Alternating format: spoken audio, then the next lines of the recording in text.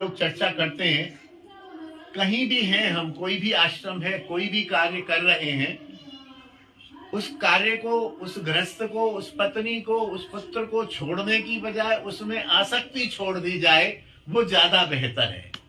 और पुत्र को छोड़ दिया जाए, पत्नी पति को छोड़ दिया जाए और उसमें हमारा चिंतन बना रहे, वो अच्छी बात नहीं।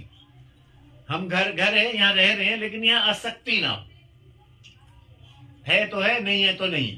भज आसक्ति तद गुणाख्याने, आसक्ति तद गुणा, आसक्ति हो उसके अपने इष्ट के गुण के कहने में, और प्रीति तद वसति स्थले, प्रीति हो उसके धाम में।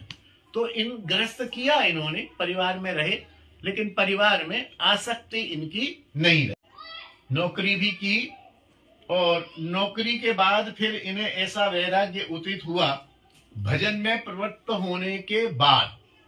ये थोड़ा सा नोट करने की बात है सभी के लिए। भजन के बाद जो वैराग्य होगा वो पक्का होगा। और भजन करने से पहले हम ये सोचे, बोले ऐसा करते हैं, अब हमको भजन कर रहा है, भजन तो शुरू किया नहीं, बोले घर को छोड़ो, पहले शहर को छोड़ो, यहाँ से चलो, पहले वृंदावन में कोई व्यवस्था बनाओ, कुछ ये करो, पति को छोड़ो, पुत्र को छोड़ो, तब जाके हम भजन करेंगे। वो भजन नहीं कर पाएगा। पहले भजन करो, तब भजन के परिणाम के रूप में वैराग्य जो आएगा।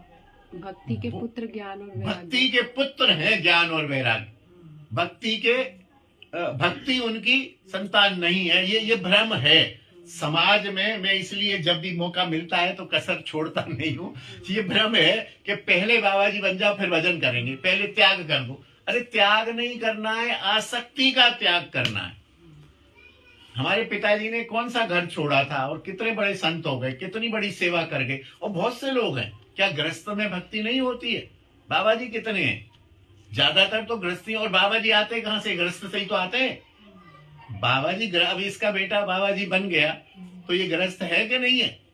तो गृहस्थ से ही तो बाबा जी आएगा। इसलिए गृहस्थ की उपेक्षा नहीं है, गृहस्थ में आसक्ति चाहिए। अब जैसे